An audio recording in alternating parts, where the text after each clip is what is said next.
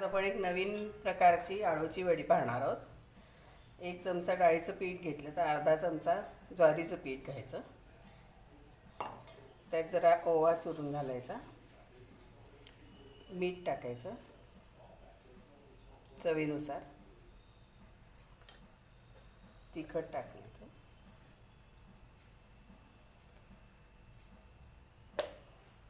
आणि चिंच गुळाची चटणी आहे। नसेल तर चिंचेचा कोळ आणि गूळ असं पण घालू शकतो।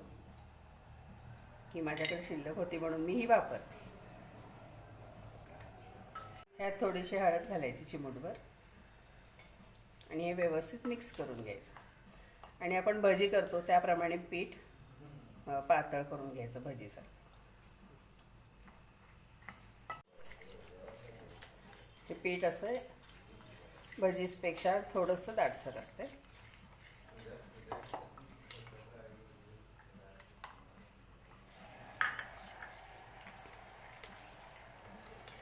असं पीठ तयार करून घ्यायचं। मग आळूची पानं घ्यायची, त्याचं मागचं देठ काढून घ्यायचं आणि थोडंसं लाटून घ्यायचं पान, म्हणजे ते व्यवस्थित होतं। त्याला हे पीठ लावून घ्यायचं।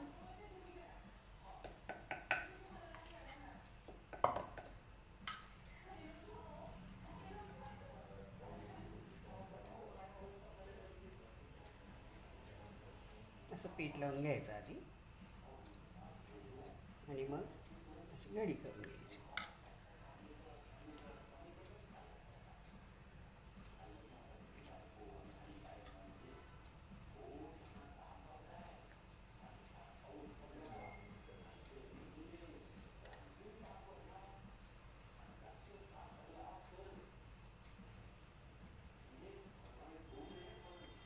आणि तवा तापत ठेवलाय मी,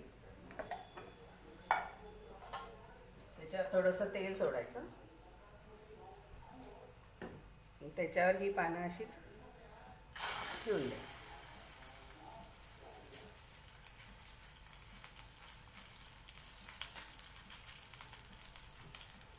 आणि झाकण ठेवून वाफवून घ्यायचं। अशी आळूची वडी अशी खरपूस भाजून घ्यायची। ही फार जुन्या पद्धतीची आहे, जुन्या काळातली आमची आजी करायची।